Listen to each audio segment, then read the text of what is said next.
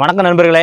இன்னைக்கு நம்ம agri info Tamil சேனல்ல பாத்தீங்கன்னா நமக்கு இந்த ஈலூனா இந்த வெஹிக்கிள் விவசாயிகளுக்கு எப்படி பயன்படுது, இது விவசாயத்துக்காகவும் பாரம் ஏத்துறதுக்காகவும் இது எந்த வகையில பயன்படுத்திக்கிட்டு இருக்கு, அது முக்கியமா பாத்தீங்கன்னா இந்த வருங்காலங்களில் பெட்ரோல் எப்படி இருக்கும் அப்படிங்கிறது ஒரு பரபரப்பா இருக்கக்கூடிய இந்த சுச்சுவேஷன்ல இந்த இ வெஹிக்கிள் நமக்கு எந்த வகையில வேலை கை கொடுத்துக்கிட்டு இருக்கு.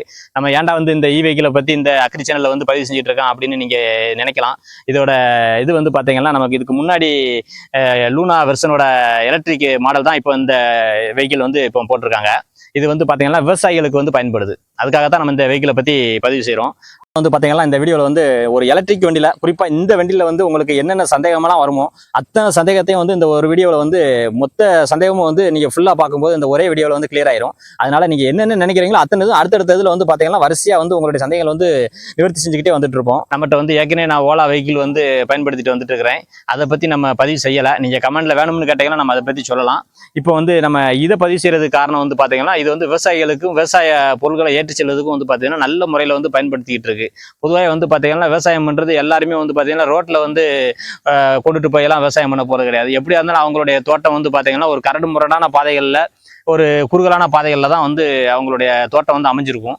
அந்த தோட்டத்துக்கு போறதுக்கு பாத்தீங்கன்னா நம்ம பொதுவாக விவசாயிகள் எக்ஸலை பயன்படுத்துவாங்க. முன்னாடி பாத்தீங்கன்னா எம்ஐடி பயன்படுத்திட்டு இருந்திருப்பாங்க. அதுக்கு மாற்றா இப்ப விவசாயிகள் தேர்ந்தெடுக்கக்கூடிய இந்த வெஹிக்கிள் தான் பாத்தீங்கன்னா இந்த வெஹிக்கிள் இப்போ சக்சஸ்ஃபுல்லா போய்கிட்டு இருக்கு. நம்ம இதுக்கு விளம்பரப்படுத்துறதுக்காண்டி சொல்லல, இது விவசாயிகளுக்கு பயன்படும் அப்படிங்கிறதுக்காண்டி தான் நம்ம பதிவு செய்யறோம். கைனடிக் கிரீன் அப்படிங்கிற பிராண்ட்ல இருந்து ஈலூனா அப்படிங்கிற வெர்ஷனு. இது பாத்தீங்கன்னா இந்த சீட்டை நம்ம கழட்டிட்டு இதுல வெயிட் ஏற்றினோம்னா ஒரு 150 கிலோ வரைக்கும் தாராளமா கொண்டு போகலாம்.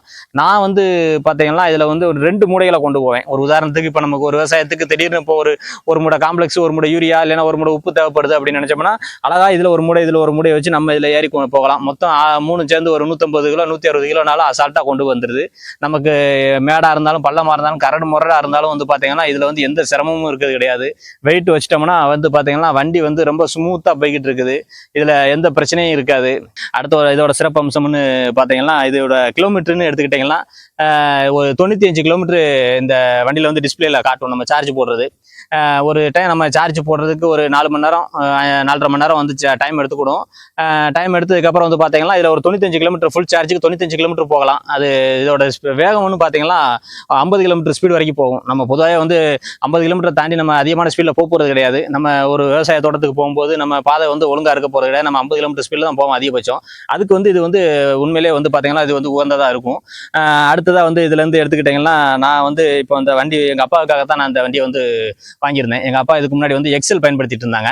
இப்போ பாத்தீங்கன்னா அந்த எக்ஸலுக்கு பெட்ரோல் போட முடியாது, அதுக்கு கண்டினியூஸா நம்ம பெட்ரோல் போடுற செலவு அதிகமா இருக்கு அப்படிங்கிறத குறைக்கணுங்கிறதுக்காண்டி நம்ம இந்த வெஹிக்கிளை நான் ஆரம்பத்திலேயே வாங்கிட்டேன். நம்ம எந்த ஒரு வண்டியா இருந்தாலும் நம்ம எதுக்கு இவ்வளவு எலக்ட்ரிக்கல் வண்டி வாங்கியிருக்கும் போது நான் எதுக்கு இந்த லூனாவை தேர்ந்தெடுத்ததுக்கு காரணம் பாத்தீங்கன்னா இது கண்டிப்பா மார்க்கெட்ல நல்ல ஒரு ஸ்டாண்ட் பண்ணும் அப்படிங்கிற ஒரு நம்பிக்கையில தான் நம்ம வெயிட் பண்ணி பார்த்து பொறுமையா நம்ம இந்த வண்டியை செலக்ட் பண்ணியிருந்தோம். ஃபியூச்சர்ல நமக்கு பெட்ரோல் எப்படி இருக்கு என்னன்னு சொல்ல முடியாது. ஆனா நம்ம கரண்ட்ல இந்த மாதிரி வெஹிக்கிள் வச்சிருக்கும் போது நம்ம அதை பத்தின ஒரி தேவையில்லை அப்படிங்கிற ஒரு ரீசனும் பாத்தீங்கன்னா இதுல முக்கியமான ஒரு காரணமா இருக்குது. இப்ப நம்ம இந்த 2 வண்டி வச்சிருக்கிறோம். நான் ஃபர்ஸ்ட் பாத்தீங்கன்னா எங்க அப்பாவுக்காக இந்த வண்டியை நான் வாங்கியிருந்தேன். இது இப்ப எத்தனை கிலோமீட்டர் ஓடி இருக்கு அப்படிங்கறத நம்ம டிஸ்பிளேல பாத்துடலாம் வாங்க. இப்போ இந்த வண்டியை நான் இப்போ சாவி ஆன் பண்ணியாச்சு. சாவி ஆன் பண்ணியிருக்கிறேன். இதில் டிஸ்பிளேல பாருங்க. இது ஒரு டோட்டலாக பார்த்தீங்கன்னா 16,867.9 கிலோமீட்டர் இப்போ வரைக்கும் ஓடி இருக்குது. இப்போ இதில் பார்த்தீங்கன்னா மொத்தம் ஒரு 2 கோடு கீழே இறங்கி இருக்குது. 67 கிலோமீட்டர் காட்டுது. இதில் பார்த்தீங்கன்னா மொத்தம் ஒரு 3 மோடு இருக்கும். இதில் ஃபர்ஸ்ட் மோடில் பார்த்தீங்கன்னா மொத்தம் ஃபுல் சார்ஜில் ஒரு 125 கிலோமீட்டர் காட்டும். செகண்ட் மோடில் பார்த்தீங்கன்னா அதுல கொஞ்சம் கம்மியாக 105 கிலோமீட்டர் நினைக்கிறேன், நான் ஃபுல்லாக பார்த்ததில்ல. தேர்டில் பார்த்தீங்கன்னா இந்த மோடில் ஒரு 50 கிலோமீட்டர் ஸ்பீடில் போகலாம். 95 கிலோமீட்டர் காட்டும். நம்ம 95 கிலோமீட்டர் நம்ம சிங்கிளாக போனோம்னா 95 கிலோமீட்டர் அச்சீவ் பண்ணலாம். இதே நம்ம ஒரு 2 மூடை வச்சு வரும்போது பார்த்தீங்கன்னா அந்த 95 கிலோமீட்டர் கிடைக்காது. அது கம்மியாக தான் கிடைக்கும். என்னோட அனுபவத்தில் நான் சொல்கிறேன்.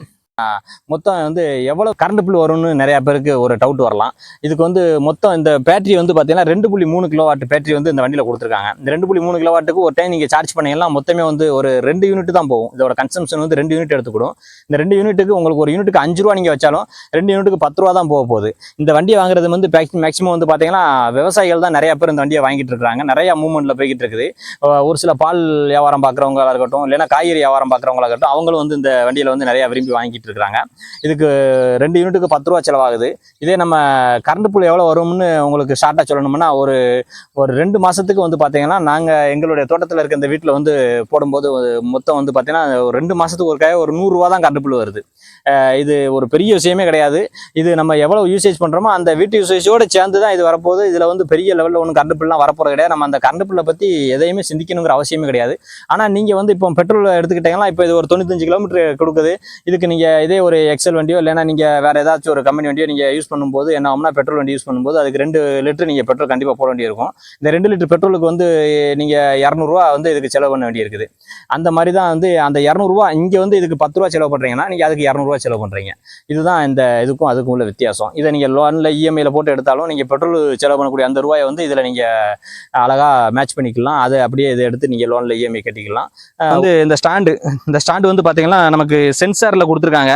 நம்ம வந்து இது சென்சார் தேவையில்லையோ அப்படிங்கிறது தான் எனக்கு வந்து தோணுச்சு. ஏன்னு பார்த்தீங்கன்னா இந்த சென்சார் முறை வந்து நமக்கு விவசாயத்துக்கு வந்து செட் ஆகாது.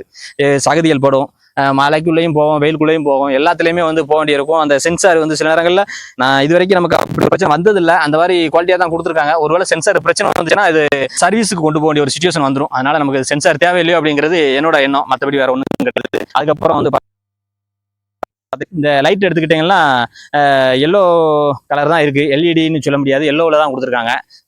எல்லோவில் இந்த சைடு வாங்க. இந்த எல்லோவில் வந்து பார்த்தீங்கன்னா இப்போ நம்ம அந்த லைட் கேட்டு எல்ஐ கம்பெனி வந்து என்ன லைட்டு கொடுத்துருக்கோ அந்த லைட்டை தான் நம்ம மாட்டிருக்கிறோம். இதே இப்போ வந்து பார்த்தீங்கன்னா இது பவர் கொஞ்சம் கம்மியாக இருக்குது. இதில் உள்ள சின்ன மைனஸ் நம்ம வந்து ஒரு வண்டியை பற்றியோ இல்லை ஒரு விவசாயத்தை பற்றியோ சொல்கிறோம்னா அதில் இருக்க ப்ளஸ் அதில் இருக்க மைனஸ் எல்லாத்தையுமே நம்ம வந்து பதிவு செஞ்சுருவோம். புதுசாக ஒரு லைட்டு வந்து அவங்களா புதுசாக ஃபிட் பண்ணியிருக்காங்க. இந்த லைட்டு ஃபிட் பண்ணும்போது இது வந்து பவர் நல்லா ஜாஸ்தியாக கிடைக்குது. இது நீங்கள் இப்போ எதுக்காண்டி நம்ம இந்த இதை பதிவு பண்ணுறோம்னு பார்த்தீங்கன்னா இது உங்களுக்கு ஃப்ளிப்கார்ட், அமேசான் போன்ற இதில் எதுலனாலும் உங்களுக்கு பிளாட்ஃபார்மில் வந்து நீங்கள் இதை வந்து லைட்டு ஆர்டர் போட்டு வாங்கிக்கலாம். வாங்கி வந்து லோக்கலில் இருக்க நீங்கள் மெக்கானிக்கிட்ட கொடுத்தீங்கனாலே அவங்க மாட்டி கொடுத்துருவாங்க.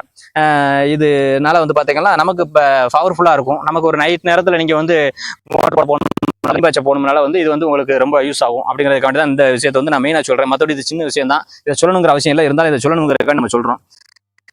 எடுத்துக்கிட்டிங்கன்னா இப்போ இதில் மெயினாக வந்து நீங்கள் எக்ஸலில் வந்து உங்களுக்கு எந்த அளவுக்கு இது பயன்பாடு இருக்குமோ அதே பயன்பாடு இந்த வண்டிலையும் வந்து உங்களுக்கு சூப்பராக இருக்குது.